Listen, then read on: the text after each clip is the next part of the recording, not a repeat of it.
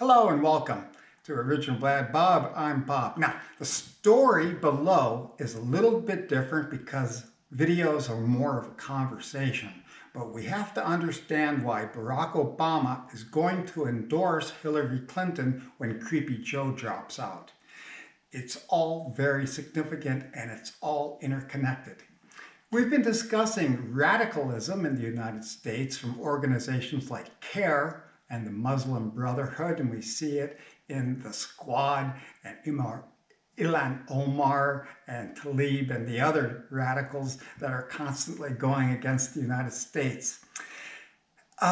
This type of infiltration is domestically, dangerous for us. But when we have homegrown radicals like Hillary Clinton and Obama on the national platform, that's even more dangerous because they have the appearance of being more central, or they have the appearance of appeal, which they do in many ways to many people. But it's particularly dangerous because their ulterior motives may not be what they really seem to be. Now, Hillary Clinton was a 21-year-old Wesley student named Miss Rodham, and Saul Alinsky personally hired her October 25th, 1968.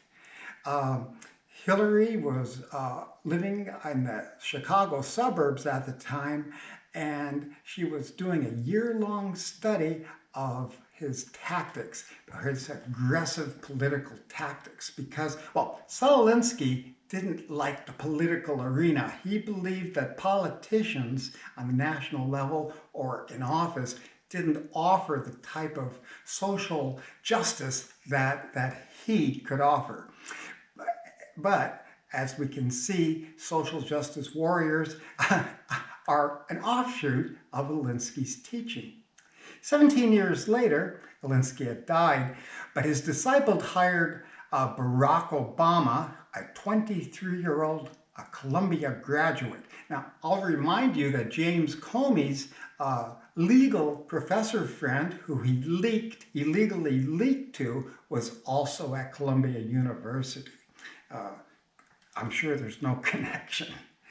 At any rate, Barack's job was to organize the south side of Chicago black people and propel them in radical ways for social justice. Now, in the 2008 race, both Hillary and Barack were using Alinsky tactics, and we could see it. For example, late night ads that Clinton was running, putting out little things like Obama wearing Kenyan garb with a turban and accusing him of being a Muslim and a radical.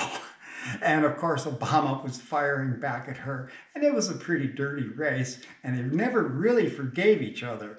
And actually, I'm kind of surprised that he even hired her for his Secretary of State, but I suppose a radical is better than no one at all. At any rate, both Obama and Clinton like the small d democracy approach that Alinsky employed, and they also enjoy this street democracy. In other words, kind of changing the rules as you go along and always creating a bit of friction to go after people. Now, Alinsky is best known for his rules for radicals, and his 13 rules employed correctly are in fact most dangerous, and we see them all the time. And the rule I consider the most important is this theory of never give up the attack, always counterpunch. In other words, when one attack is fended off, you hit the other flank with another attack, and you keep attacking, hoping to wear down your opponent. And this is exactly what they've been doing, Obama and Clinton, at the same time now against Donald Trump. Now, Creepy Joe will be dropping out because of his legal problems and his Alzheimer's, and we will be seeing Hillary Clinton stepping in his place, and Barack Obama will, of course, endorse her immediately. Now, Neither one of these two individuals has ever commented to the media about their appreciation of Saul Alinsky, which doesn't surprise me because being so closely associated with such a radical figure wouldn't play well with the mainstream. So they've always dodged it successfully, and they'll continue to dodge it. But when Hillary Clinton comes back with these never-ending attacks, and when one attack wears off and you hear another attack, you're xenophobic, you're Islamophobic, you're racist, you're misogynistic.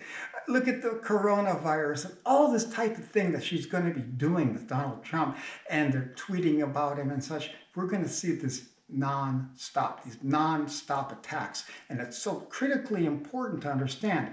This is not the full story. This is just sort of an introduction. We're going to continue talking about Saul Alinsky and his 13 rules for radicals and how we're seeing them employed in the 2020 election when Hillary does announce. Now, she may not come back until the day of the DNC convention, but it doesn't matter. She's going to get it. With that, I'm going to close, and I thank you again for watching.